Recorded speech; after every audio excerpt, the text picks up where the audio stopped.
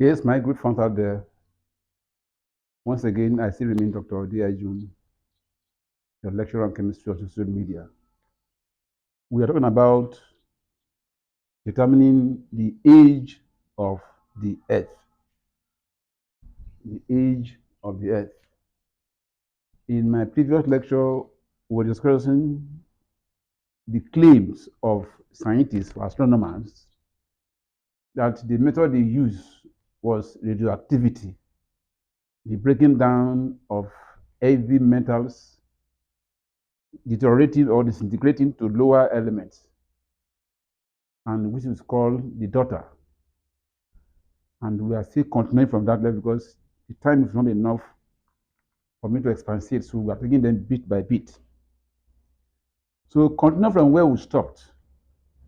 Said, as the radioactive element decays, its quantity in a particular rock decreases while the quantity of the daughter element increases. As radioactivity occurs, that is, the breaking down occurs of an heavy metal, the rock, the particular rock where that radioactivity element was found, will be decreasing.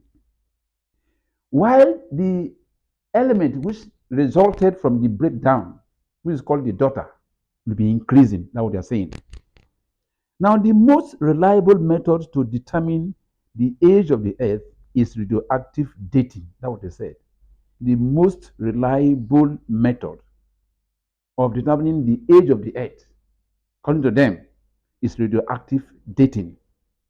Now, radioactive dating is based on the fact that the decay of a radioactive isotope occurs at what? A constant rate.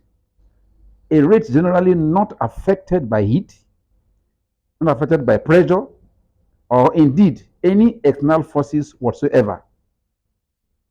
Now, what is isotope? Isotope can be defined as atoms of the same element having the same atomic number but different mass number due to variation in the neutrons which are found in the nucleus. Now, they're not saying that radioactive dating, which is they said is the best method, is based on the fact that the decay of what radioactive isotope occurs at a constant rate and therefore generally not affected by heat, not affected by pressure, or whatsoever. So each radioactive isotope has a specific half-life. Each radioactive isotope has what? A specific half-life. Okay. Now, for instance, radium 226 has a half-life of 1,000 years. Radium 226 have an half-life of what? 1,000 years.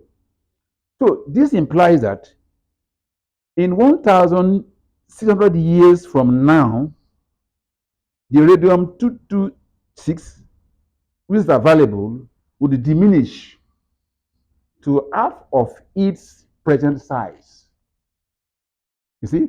And if that happens, it follows that in 3,200 years from now, it means that radium 226 will diminish to what? A quarter of its present size. So, the radioactive isotopes most commonly used in radioactive dating include the following: carbon 14, radium 87, potassium 40, uranium 235, uranium 238, thorium 232. These are certain radioactive elements they use in determining the age of the earth. But among these, they are saying that potassium 40 is the best to be used. That's what they said.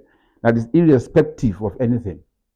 So, by applying this, they now said that if radioactive dating is done, it means that we can determine what range of the ages possible We can also determine the availability of suitable samples to date. We can also determine the reliability of dates possible. So it means that the quantities are measured by what? Radiation detectors. The method is not exact, and the age obtained may vary by as much as what? Several hundred millions of years. So, but they now said that studying using above methods, that the oldest known rock on earth was formed nearly, look at it here, nearly 4 times 5, no, okay, 4.5 times 10 to the power 9. You see that? So, based on this analysis, it means that by the end of this calculation here, it means you will have what? 4.6 billion years. So they are now saying that 4.6 billion years ago, that was when the earth existed.